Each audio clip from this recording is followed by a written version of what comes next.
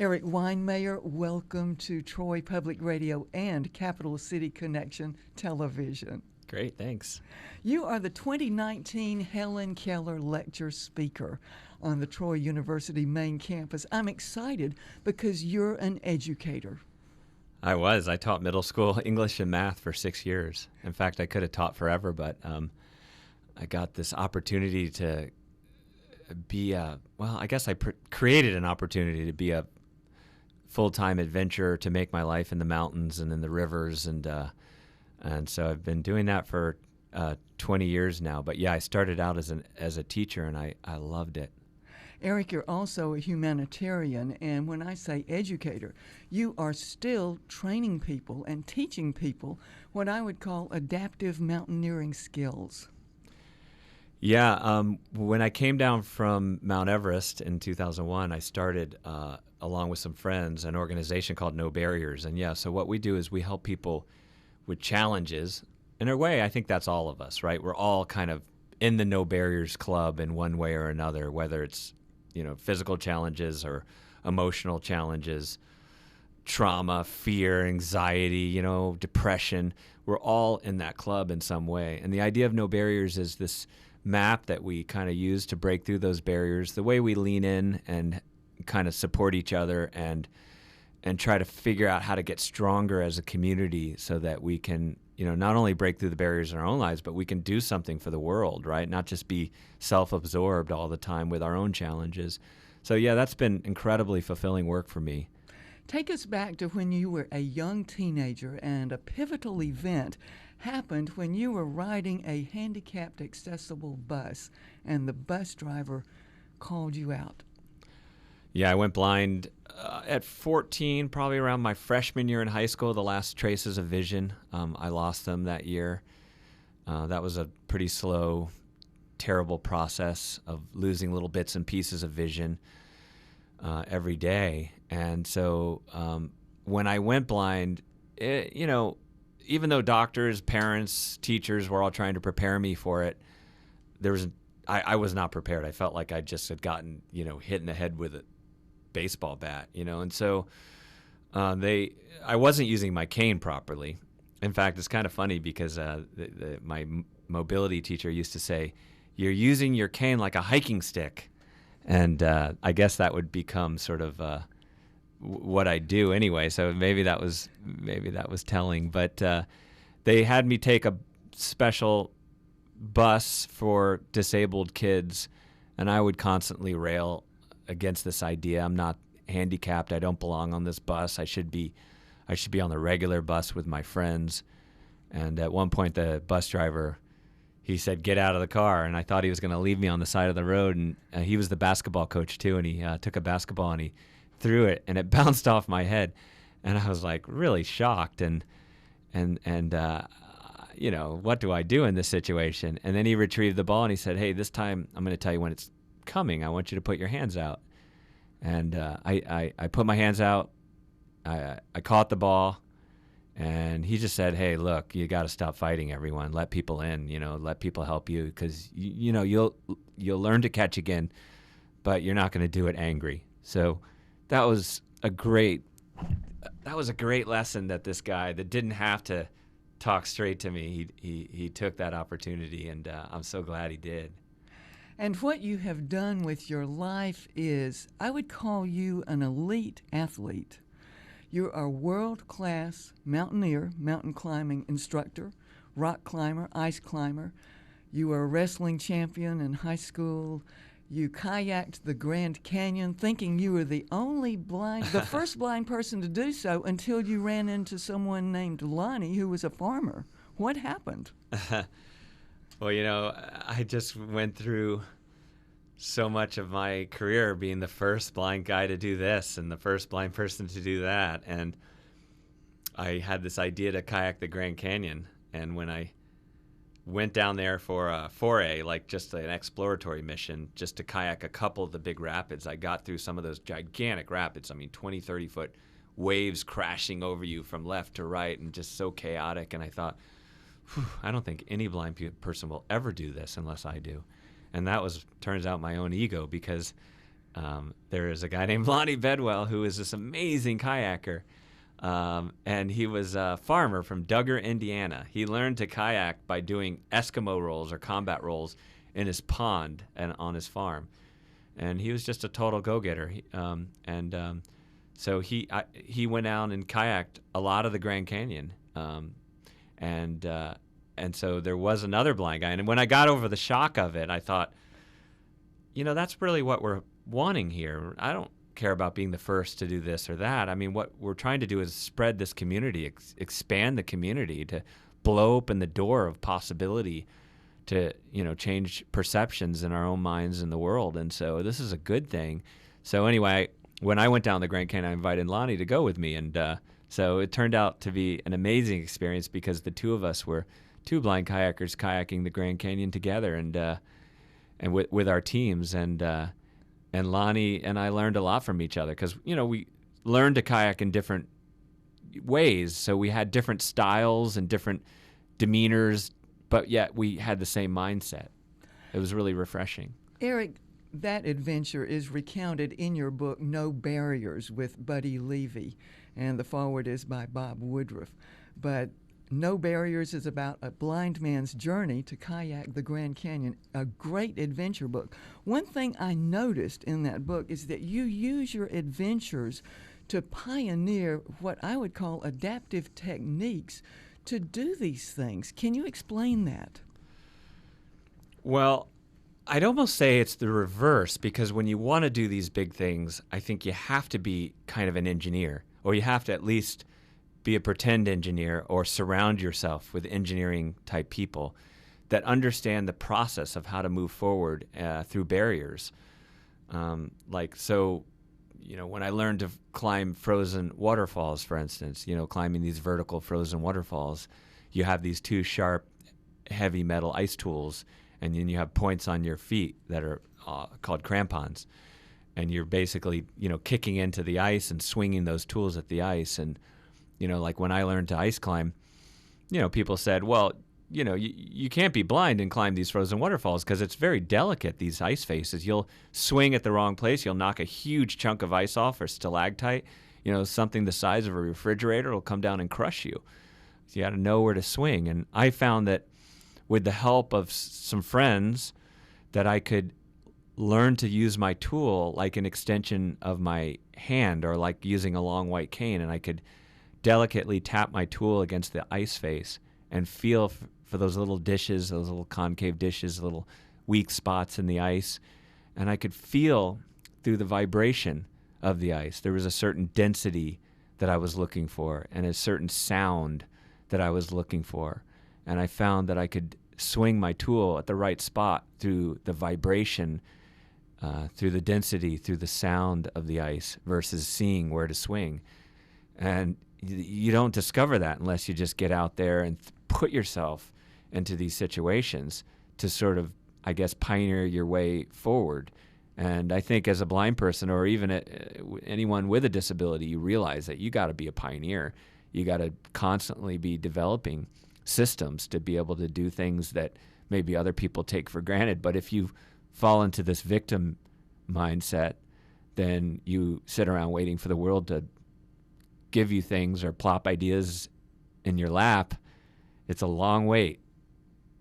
One notable thing about your whitewater experience, and we're talking high volume roaring water down the Grand Canyon, in the No Barriers book, you were actually testing out radios because you had a companion kayaker in a different kayak. You were in a solo kayak, and you were trying to decide, will these radios work amid all of this crashing noise and the wetness of the water?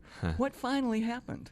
Well, we that was one of the challenges that really involved technology, and that idea is like, when my kayaker is behind me and he's trying to yell directions to me, you cannot hear each other when it gets big enough. And sometimes you're separated by like a 20-foot wall of water, or he shoots down the river and you get stuck in what's called an eddy, which is like where sometimes the current on the side of the river reverses you and sucks you back upstream. So we get separated. So we had to have radio support, and we tested dozens of radios. None of them existed in the world It sounds so crazy because they were really inconsistent. They break down at the worst moments. Sometimes they'd have like a half a second delay, which you think, oh, no big deal. No, a half a second delay between the time that my guide tells me to turn left and me hearing it and processing it, that's an eternity. So we could not have a delay in the headset.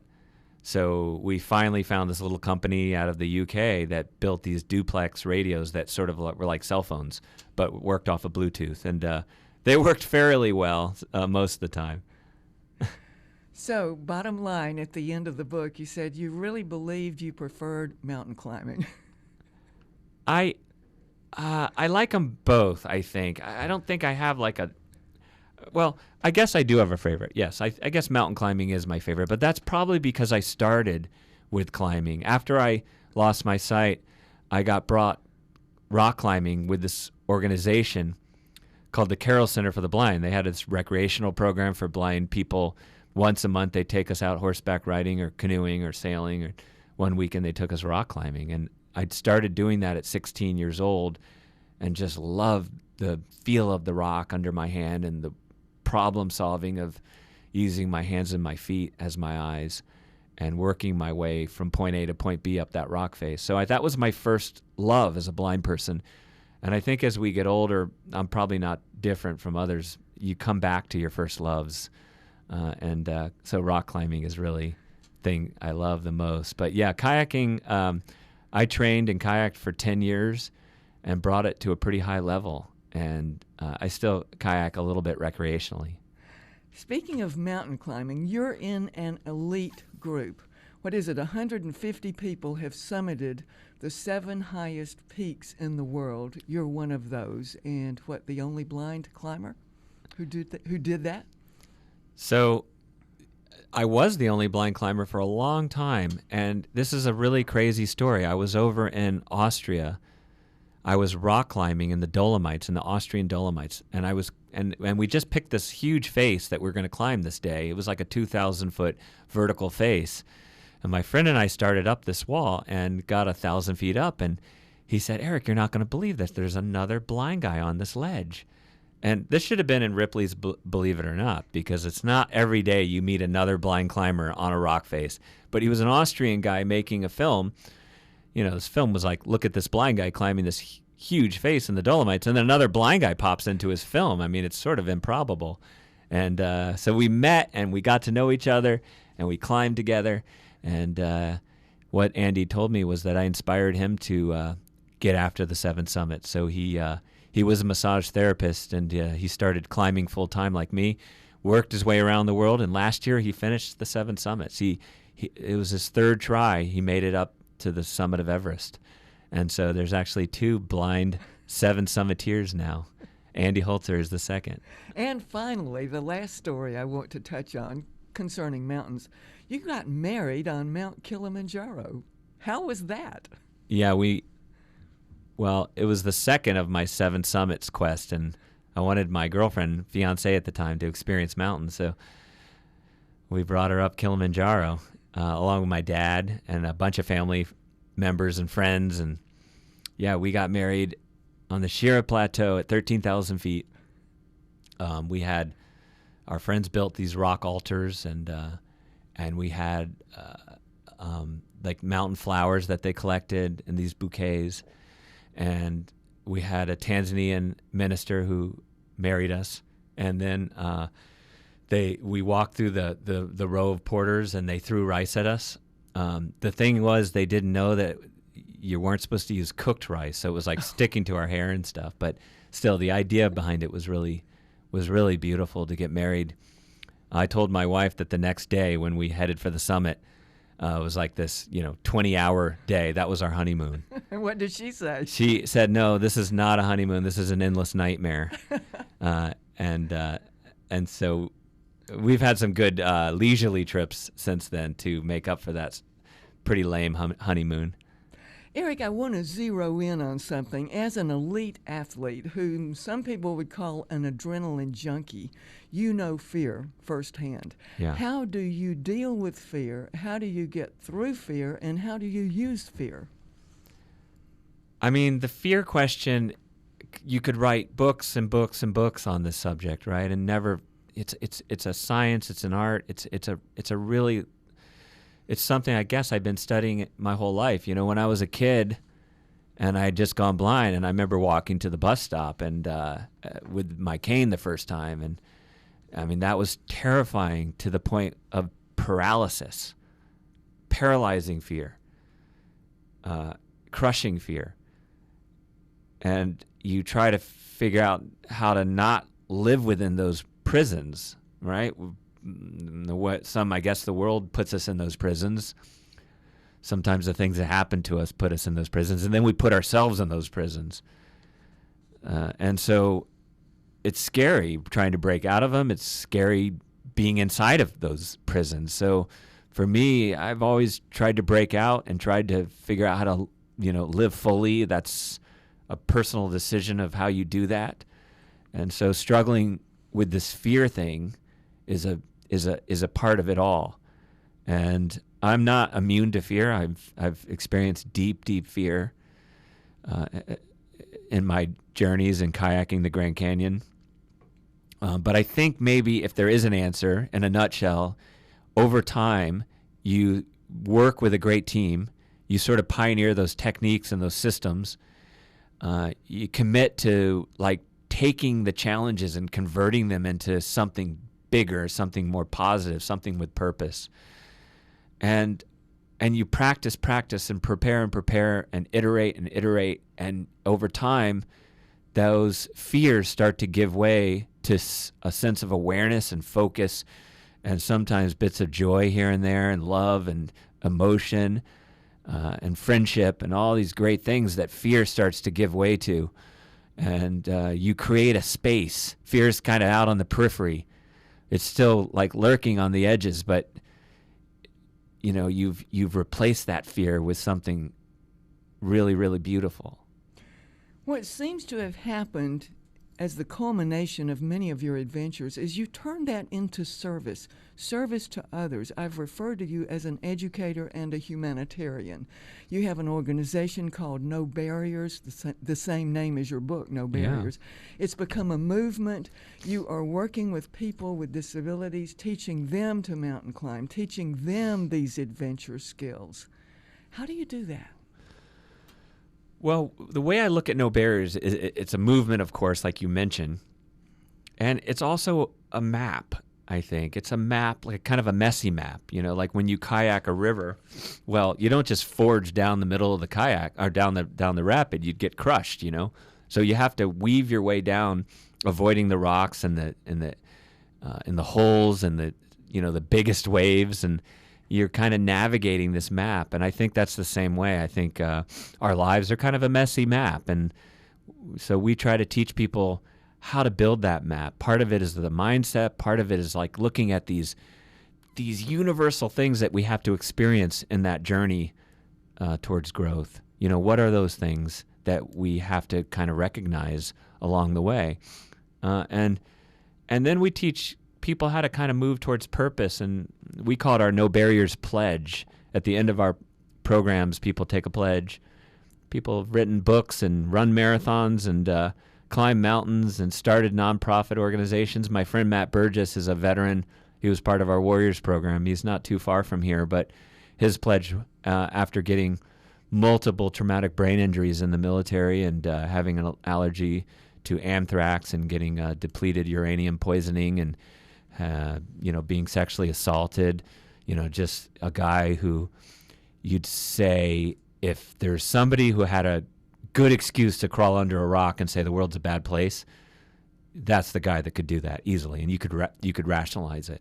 But he didn't. He went through our program. He climbed a mountain with us. He really dug into this No Barriers life and built a community around him, and now he runs Freedom Fidos, which is an organization that trains service dogs for veterans and for youth. I think he's trained about 50 dogs now. And so,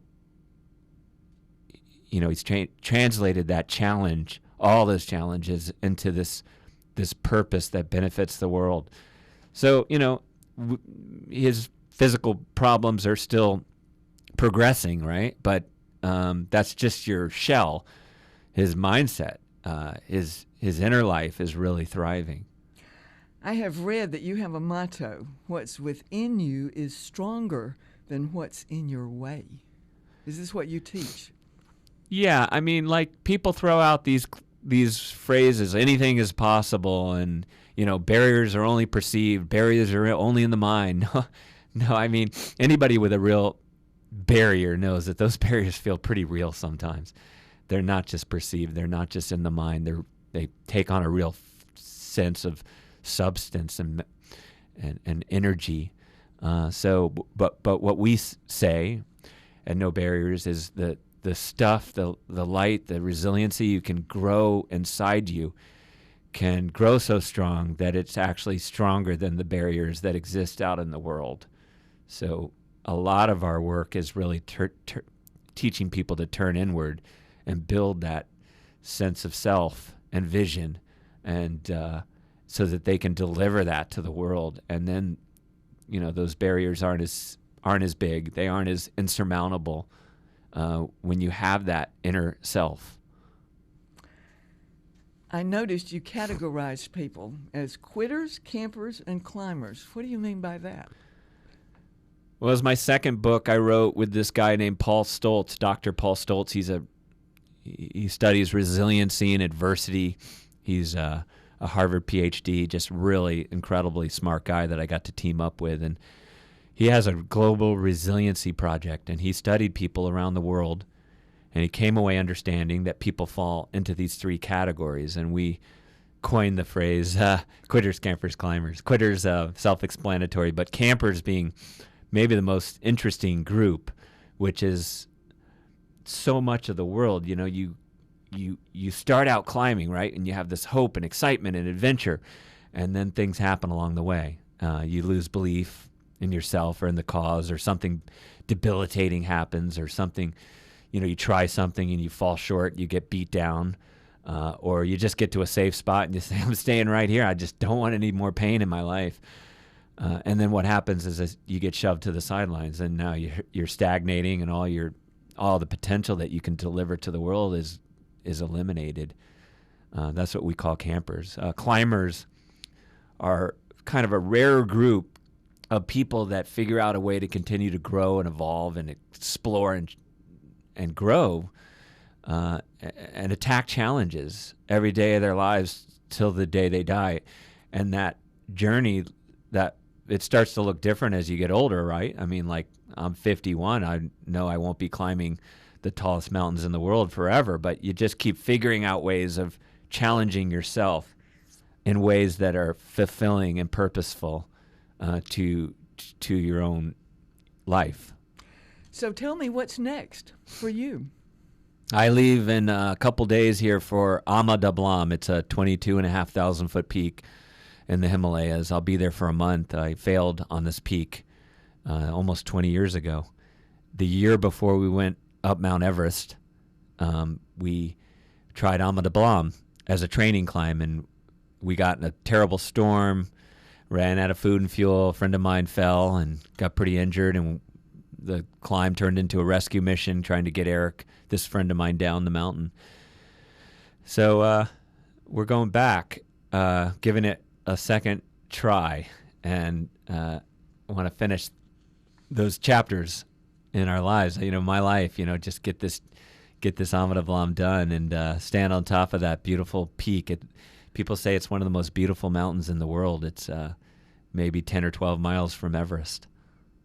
Erik, your listeners and your viewers are wanting to know more about you and your life. Tell me where they can go to find out more. Well, you can go to touchthetop.com or erikweihenmayer.com. You can also learn about No Barriers, nobarriersusa.org, and learn about all our programs. Because you might have a person in your life, somebody struggling, maybe a veteran, or maybe a kid or youth, teenager who is struggling, and No Barriers might be the perfect equation to kind of jumpstart them back into the world. As the Helen Keller lecturer at Troy University, is there any special message you're going to give the students? I think what I'm going to try to do is to flesh out what this no barriers life looks like. As I said, it's so different and deeply personal for different people. But, I don't like to be like a used car salesman and say, here are the 7, recipes. Here are the 7 ways. But just kind of taking them through this journey, this no barriers journey, and saying, this is what it looks like. This is how real people bleed and flail their way forward in life. Not necessarily celebrities or glitzy, glossy kind of examples, but really gritty examples of real people struggling their way forward. That, to me, is super inspiring. Erik, it's been such a pleasure. Is there anything else you want your listeners to know and your viewers? Well, you can go to iTunes and check out my Grand Canyon film. It's called The Weight of Water, and last November we entered it into the Banff Mountain Film Festival, which is a really big adventure film festival in the world, and we were up against all these powerhouse films, and we won the grand prize, and so that launched this beautiful film that's been touring all around the world. So yeah, go check it out on iTunes. It's a wonderful film, and I salute your spirit and the spirit of service in which you're elevating your fellow Americans and people all over the world. Thank you so much. My pleasure.